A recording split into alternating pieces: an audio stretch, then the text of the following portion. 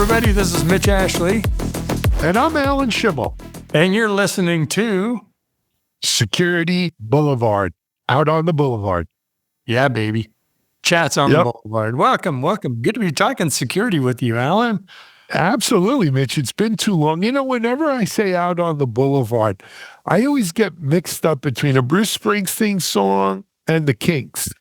And the Kinks, and then Celluloid Heroes. What about Hollywood Sheryl Crow? Boulevard? Out on the Boulevard. You know. Maybe that's what it is, Sheryl Crow. You know, I saw her on, was it the Grammys or another show? She looks great. She's still, she's still making great music and performing. Yeah, I got to be honest. I'll make a confession. I always had sort of a crush on Sheryl Crow. Well, who didn't, great. Okay. Why, everyone did? I thought it was just me. No, I checked online. Everybody does. Not. All right. Just saying. All right. I can see we made the right at the fork. I guess we should have taken the left fork. Yeah, boy, this is a different podcast. That's not. Yeah, but it's good to be back on Security Boulevard, and hopefully we'll get back into things here on a more regular cadence. Yeah, because there's so much as usual going on in the world of cyber.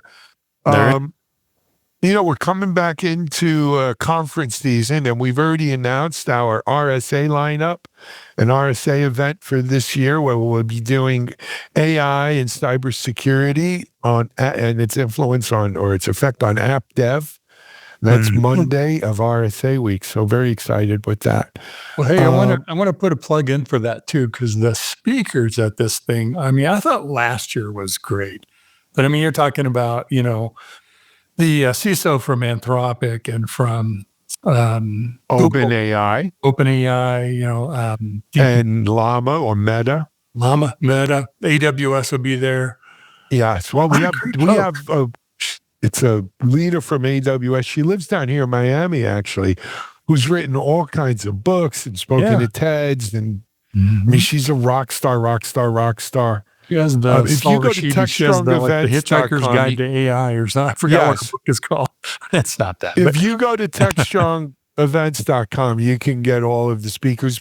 Mitch, I think you're going to do the panel there this year, right? Yeah, I'm doing the panel, and I'm excited because we're working on what the topic will be, working with the panelists on that. But, I think I always like to take kind of so what does this mean approach, and what do we have to do to prepare organizations, or how do we adopt this, or where are we, and what are the challenges we're running into? So trying to bring I want to take something away in that respect, as well as listening to, these other thought leaders on this. So it's going to be a fantastic event, and it's free. If you're registered for RSAC, you're invited. Come join the party. Right.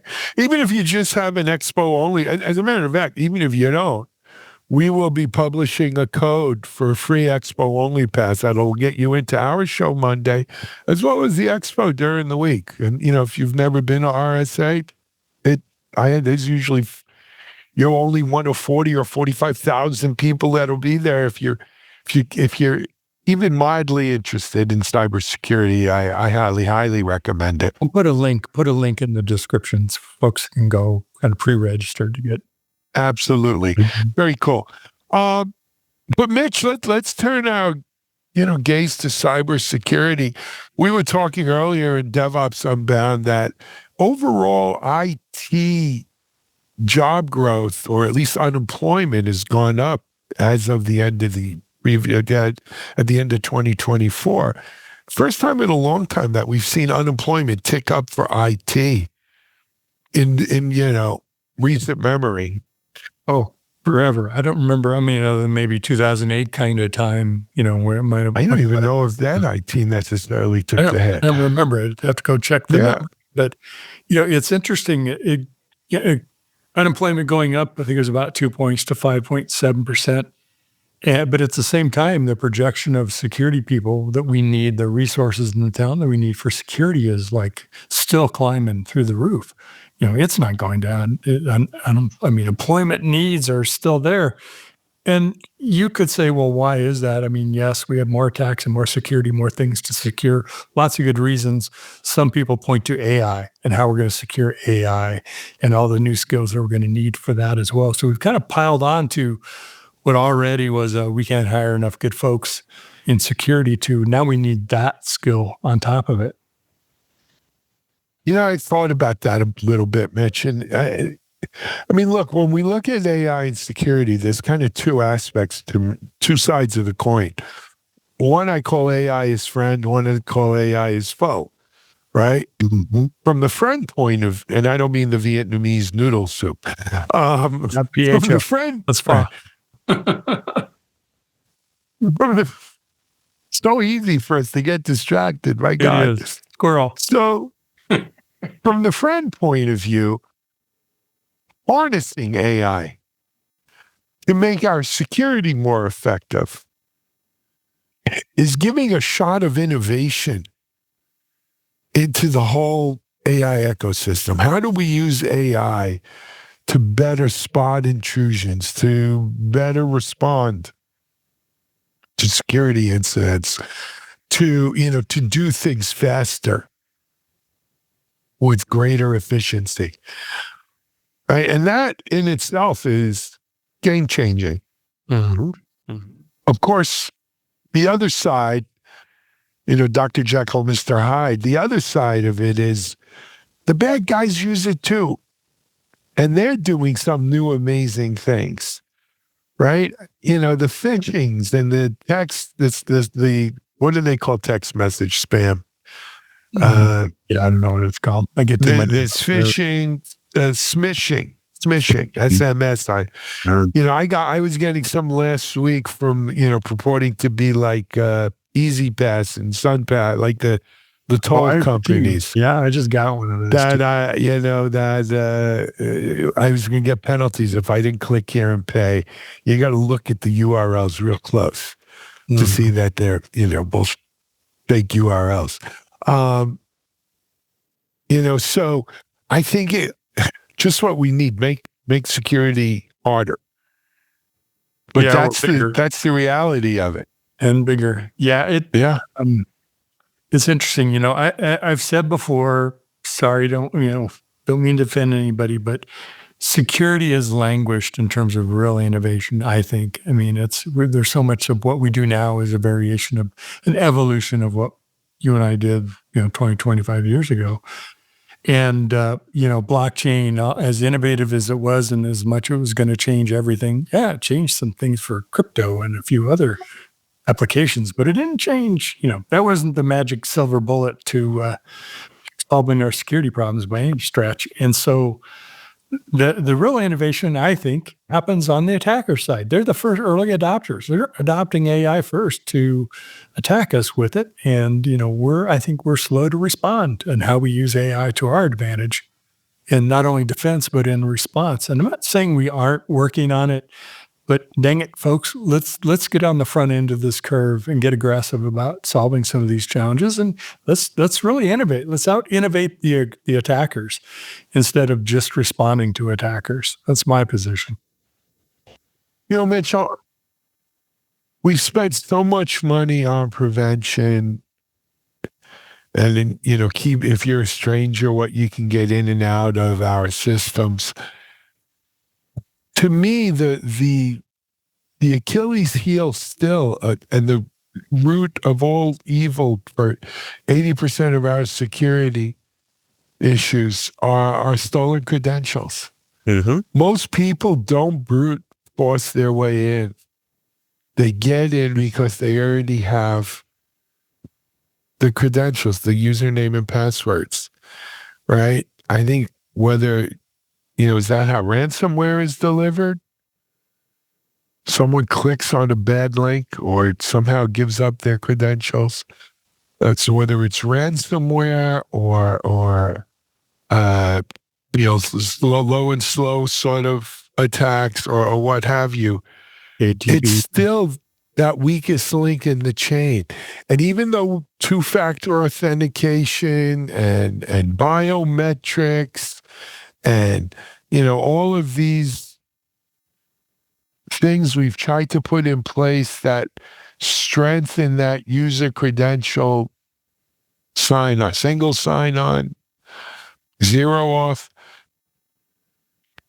it's still the weakest link in the chain, it seems. Well,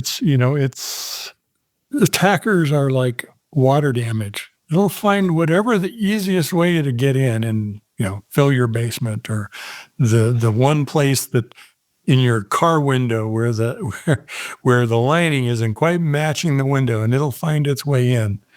And it's not that it's finding the rare exception. It's just finding the easiest place to get in. Well, what's the easiest place? Just people and credentials and things like that. And, it's been true. It's still true. And, we use passwords for how long? Well, at least they aren't, telling that unencrypted, text going across the wire. But we went through that stage. We did. Yeah. Do you still allow, telling that on your network? But it certainly is. And I think, if you think about, okay, well, if that's still the people, the human element is still, I don't want to say the weakest point, but the easiest entry point. At the same time, what we have access to as individuals is infinitely expanded, right? Think of everything that's available on our cell phone or on our laptop. We don't use a VPN now to get in, right? We use VPN technology embedded within applications and networking.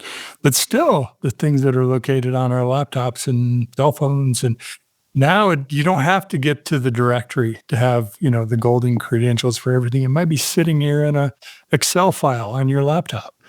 So it's the things you can get to are so much greater as an attacker, rather than I've got to get to that one server that's going to let me escalate upwards instead of, horizontally, laterally. Agreed. Mitch, I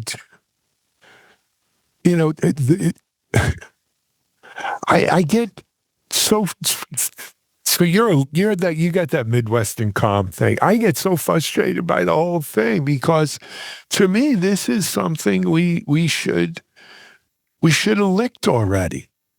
Right? We have the means to lick it, but we just don't seem to be able to do it. I'm sorry. The other thing, Mitch, I wanted to talk about in the same vein, right?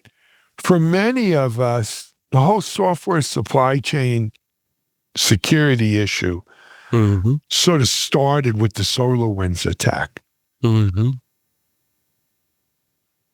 Yeah, that was, I think, at least visibly to the broader market, that was true. And it had happened before that, but so much was paid attention of bad software getting pushed out to customers. Well, yes, that happened. That was the end result.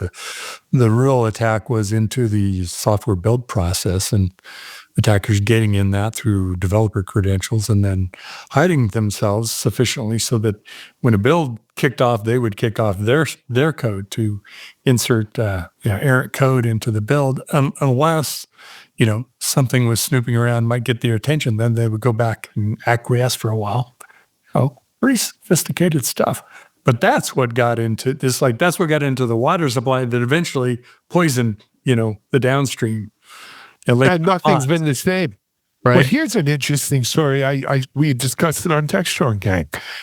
So some PE company, reputable, not some cybernetic, good PE company, just I think they're acquiring SolarWinds for $4.4 billion and taking it private with the idea of, I don't know, loading debt on, as PE like to do, right? Because they finance these deals on debt. Costs, right? I mean, they love and then shedding costs, and then, I don't know, maybe some M&A activity, and then maybe taking it back public again. Here's an interesting factoid.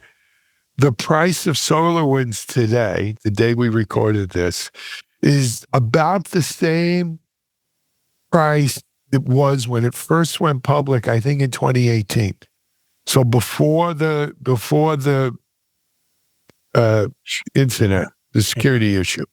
So it went public in 2018. It went up. It went down. It went below that 2018. Came back up, and it's right where it was then. And now some PE company's going to buy it. But you know the story with PE companies, Mitch, right? They break some eggs to make those omelets. You don't know if SolarWinds is going to survive. Will it ever be public again? Maybe. what are the odds of it being public versus the odds of it being dismembered or sold off piecemeal to some other company? I don't know. Well, or combined with other companies. I hesitate to make this comparison because it's not, truly faithful. But you think about what Musk's approach is of buying a company and getting in there and ripping it apart, finding out what's in it and getting rid of a bunch of stuff. Maybe that's to an extreme of how he does it, but maybe not. That's a lot of what PE firms do of here's what it looks from the outside, and from as much as you can learn from due diligence, now you get inside and you can say, well, here's economies that we can make. Here's wasteful spending, quote unquote, on what we don't think we need to be spending on, and personnel changes and, synergies, all that kind of thing. What comes out isn't what started when it came in. It isn't just to make it bigger and better. It's to make it profitable, and sometimes profitable selling off parts of it. Sometimes it's emerging as, whatever the next generation of the company is going to be. But it usually looks pretty different than where it started. There's a reason why they got bought by a PE firm, right? Not because they're doing fantastically and don't eat other people's money. It's stock price, things like that. Sure.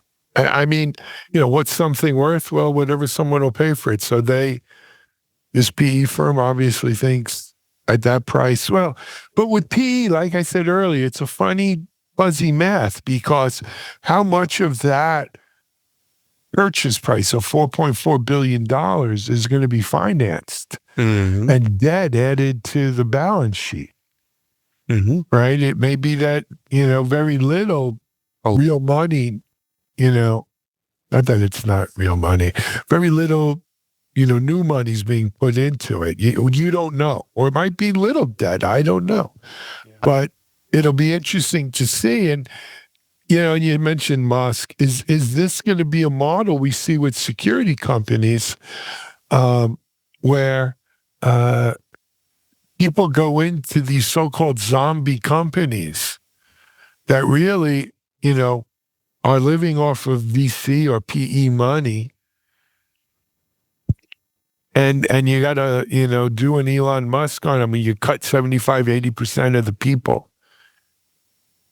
Run the systems on a shoestring and try to get cash flow positive as quickly and as positively as you can. Mitch, another friend of ours, Sam, wrote me this week, and the company he was working at had a 10% layoff. And it was interesting that he pointed me to a looking glass. Is that the page where you go write about employees? Employees get to write about? Nextdoor, probably you're talking about. Yeah, Glassdoor. I knew it was something with glass in it. Glassdoor. I don't remember what it is. I don't look at it, but yeah. But,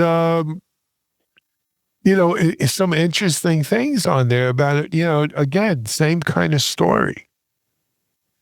And I wonder if this is going to be something we see again and again and again in the marketplace. I mean, there's a lot of security companies out there, and I don't know how many of them are still innovating, still viable. And I'm not saying that SolarWinds is not, or any of these companies. It falls into that category. I'm just saying that this could be a trend we see happening in security, right? Because right, wrong, indifferent or not, I think we're in a very turbulent time of change, and there'll be winners and losers like there always is. I read an article, and I don't remember where it was from, but talking about the deal market changing substantially. And how fewer deals that we're seeing M&A, where there's PE or IPO, that kind of thing, acquisitions. Primarily because, sort of the dust is starting to settle and people are saying, well, what's this going to mean, whether it's tariffs or these cuts or whatever it is that's happening in a new administration. And, in uncertain times, right, that's when money gets tight just because of uncertainty. Right. Well, absolutely. And that's always been true. Uncertainty is the worst because you don't know whether to spend or cut. And so you tend to get paralysis by analysis. Exactly. And the stock price go down and, all kinds of, not so fun things. So it will be some turbulent times. There'll be a growth phase too, will come out of at some point as well. So agreed. Mitch, one more thing before we wrap up. I did want to mention, you are, of course, Futurum VP analyst in DevOps and DevSecOps. Futurum's recently announced the joining of the firm by Fernando Montenegro, Mm-hmm. who I actually have known a long time, as it turns out. I didn't put all the pieces together. And Fernando might be joining us on the Boulevard.